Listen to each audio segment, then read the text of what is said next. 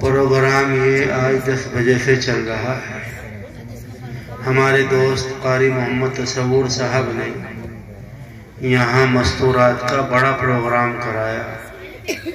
اس میں ہمارے ضلع کے مختلف مدارس سے مبلغین، علماء کرام اور جامعہ سمیہ کے لاشپور کی معلمات فاضلات یہاں تشریف لائی اور انہوں نے یہاں کی مستورات کو دین کی بہت اہم باتیں پیش کی اور اس پر اثر کا وقت ہو گیا۔ ابھی دوسری نشست تھی مغرب کے بعد، اس میں بھی ہمارے مدرسہ ناشرالعلوم پانڈولی جو ہمارے علاقے کا نہیں بلکہ ملک کا بہت اہم مدرسہ ہے، وہاں کے بہت ہی مقتدر اور فاضل ہمارے 2 مفتیوں نے بہت قیمتی باتیں آپ کے سامنے رکھی، اور کچھ ہمارے نعت خواں، ہمارے قاری محمد عثمان حسانی اور ہمارے دوست قاری محمد عمار صاحب اور دوسرے نعت خواں لوگوں نے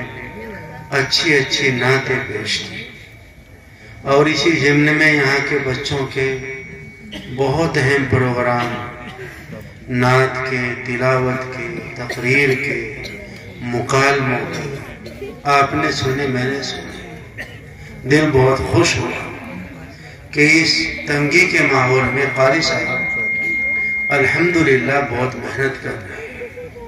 وہ محنت بچوں سے ظاہر ہوتی ہے۔ اس لیے میں سب سے پہلے آپ سے عرض کرنا چاہوں گا، سب سے پہلے بات آپ اس مدرسے کی قدر کریں، یہاں اپنے بچوں کو آپ پڑھنے کے لیے بھیجیں، اور قاری صاحب کا جو یہاں پڑھانے والے لوگ ہیں آپ ان کی حوصلہ افزائی کریں۔ اگر آپ کے بچے کسی جگہ نہ پڑھتے ہوں تو آپ اپنے بچوں کی تعلیم کے لیے اس مدرسے کا انتخاب کریں۔ الحمدللہ یہاں بچوں کو اچھی تعلیم دی جاتی ہے، اور اس مدرسے کی آپ قدر بھی کریں، آپ اس کے لیے دعا بھی کریں، آپ اس مدرسے کی ناقدری نہ کریں، اس کی توہین نہ کریں۔ کمزوریاں، خامیاں ہر کسی میں ہوتی ہیں، بے عیب ذات اللہ تبارک و تعالی، آہستہ آہستہ تمام چیزیں صحیح ہو جاتی ہیں۔ اب ان بچوں نے جو یہ اشعار پڑھے ہیں، ہمارے فاضل ناظم نے جس پر بہت اچھا تبصرہ کیا ہے، ان بچوں کی یہ زبان کس نے صحیح کرائی؟ آپ نے کرائی یا میں نے کرائی؟ یہ ہماری ماں نے کرائی؟ نہیں کرائی۔ ان بچوں کی زبان کی جو کثافتیں ہیں اور جو گرے ہیں، ان کو اس مدرسے کے ماحول نے کھولا ہے، یہاں کے اساتذہ کرام نے کھولا ہے اور اس پر محنت کی، بہت بڑی بات ہے۔ اس لیے آپ سے درخواست ہے کہ آپ اس کی قدر کریں، شکر ادا کریں۔ اللہ تو نے ہمارے ماحول میں ایک ایسا مدرسہ دیا ہے، اگر شکر ادا کرو گے، شکر زبان سے بھی، شکر دل سے بھی، اور شکر اعضاء سے بھی، تو اللہ نعمت میں اضافہ کرے گا۔ اللہ آپ کے بچوں کو حافظ بنائیں گے، قاری بنائیں گے، عالم بنائیں گے، دین کے داعی بنائیں گے۔ لَإِن شَكَرْتُمْ لَأَزِيدَنَّكُمْ کا مطلب یہ ہے، اور اگر ناشکری کرو گے تو بچے آوارہ ہو جائیں گے، بچوں کی کپڑے خراب ہو جائیں گے، بال غلط آ جائیں گے، بچے کی زبانوں پر کلمہ نہیں رہے گا، بچے دین سے دور ہو جائیں گے۔ اللہ فرماتے ہیں اگر تم ناشکری کرو گے تو میرا عذاب بہت سخت ہے، اس لیے شکر ادا کرو، اللہ کا شکر ادا کرو، یہاں کام کرنے والوں کا شکر ادا کرو۔ حضرت لقمان علیہ السلام کے بارے میں فرمایا اللہ تعالیٰ نے وَلَقَدْ آتَيْنَا لُقْمَانَ الْحِكْمَةَ أَنِ اشْكُرْ لِي، ہم نے لقمان کو حکمت دی اور کہا کہ تم میرا شکر ادا کرو۔ اب حکمت کسے کہتے ہیں؟ حکمت کے بہت سے مطلب علماء نے بیان کیے۔ ایک مطلب لکھا کہ حکمت کرنا شکر ادا کرنا ہے۔ جو آدمی شکر کرنا سیکھ گیا سمجھو اس کو حکمت آ گئی، کیونکہ شکر سے نعمت بڑھتی ہے۔ اس لیے آپ اس مدرسے کی بہت بہت قدر کریں۔ اگر آپ قدر کرتے رہیں قاری صاحب کی حوصلہ افزائی کرتے رہے تو گھر گھر میں اس مدرسے کا فیض پہنچے گا۔ آپ کے بچے حافظ بنیں گے، قاری بنیں گے، عالم بنیں گے، مفتی بنیں گے، دین کے داعی بنیں گے۔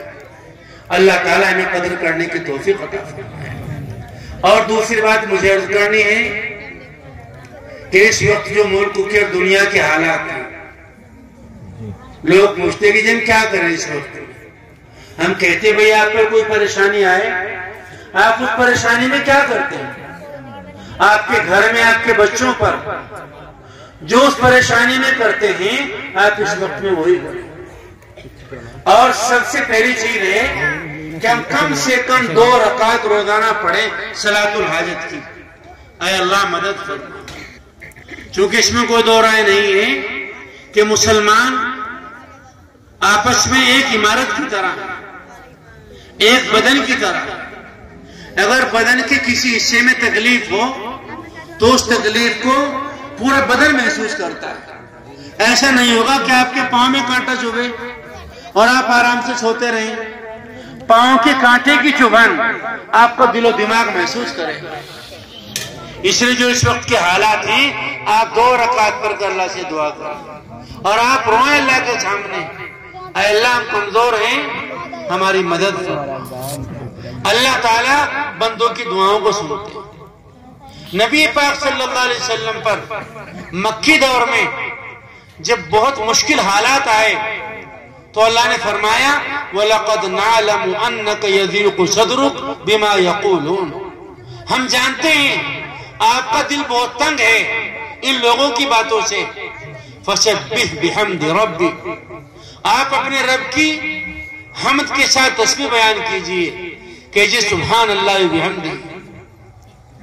قرآن پاک میں ایک سورت نازل ہوئی سورہ عنکبوت، اس میں مشرکین مکہ کے ظلم کو بیان کیا، نبی پاک صلی اللہ علیہ وسلم اور آپ کے صحابہ کرام کی پریشانیوں کو بیان کیا، اور پھر فرمایا اگر کامیابی چاہتے ہو تو 3 کام کرو۔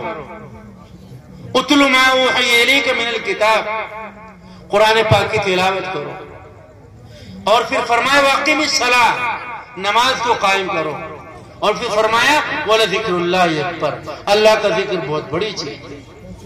تو قرآن پاک پڑھو، ہم قرآن پاک پڑھتے نہیں اور سوچتے اللہ کی مدد آ جائے گی۔ نماز ہم پڑھتے نہیں، اللہ نے اپنے پیغمبر سے کہا پریشانیوں کے وقت میں کہ نماز پڑھو، قرآن پاک کی تلاوت کرو۔ حالانکہ پیغمبر تو پڑھتے تھے، مگر پیغمبر کے واسطے امت کو کہا گیا اور فرمایا اس میں سیقل کے بارے میں یا ایھا الذین آمنوا استعینوا بالصبر والصلاۃ، اے ایمان والو اللہ سے مدد طلب کرو صبر کے ذریعے اور نماز کے ذریعے۔ تو نماز پڑھو، قرآن پاک کی تلاوت کرو، اور پھر فرمایا وَلَذِكْرُ اللَّهِ اکبر، اللہ کا ذکر بہت بڑی چیز ہے۔ گھروں میں بھی مجھ سے پہلے عثمانی صاحب نے اللہ کے ذکر کے اوپر کچھ اشعار پڑھے جس پہ آپ محدود ہو رہے تھے۔ اس کا مطلب یہ ہوا اللہ کا نام بہت بڑی چیز ہے، سب کچھ اللہ کا نام ہے، بہت آسان سودا ہے۔ آپ اپنے گھر میں کسی وقت میں اٹھیں اور تسبیح لے کر بیٹھ جائیں، درود شریف پڑھیں اور کہیں اللہ اللہ اللہ اللہ۔ آپ یہ کہیں۔ ترمذی شریف کی روایت ہے، کتاب الامثال میں بیان فرمائی کہ ایک آدمی دشمن سے بھاگتا ہے ڈر کر، دشمن اس کے پیچھے پیچھے ہے۔ اب یہ آدمی ایک بہت محفوظ قلعے میں چلا جاتا ہے، قلعے کا دروازہ بند ہو گیا، قلعے کی بڑی بڑی فصیلیں ہیں، دشمن اس قلعے پر چڑھ نہیں سکتا ہے۔ فرمایا جو آدمی اللہ کا ذکر کرتا ہے، اللہ کا نام لیتا ہے، وہ ایک قلعے میں محفوظ ہو جاتا ہے، دنیا کی کوئی طاقت اس کو کچھ نہیں بگاڑ سکتی۔ اگر آپ حفاظت چاہتے ہیں تو آپ تسبیح لیں، ایسی یہ بھی تسبیح آپ کی، اور آپ درود شریف کے بعد کہیں اللہ اللہ اللہ۔ کسی کو کوئی مارتا ہے پیچھے سے تو کیا کہتا ہے امی امی امی، امی کو پکارتا ہے۔ آج ہم کس کو پکاریں گے؟ ہر وقت میں سننے والا کون ہے؟ وہ اللہ۔ مگر افسوس ہے ہم نے اس اللہ کو پکارنا چھوڑ دیا. جب آپ تھوڑی دیر کے لیے اللہ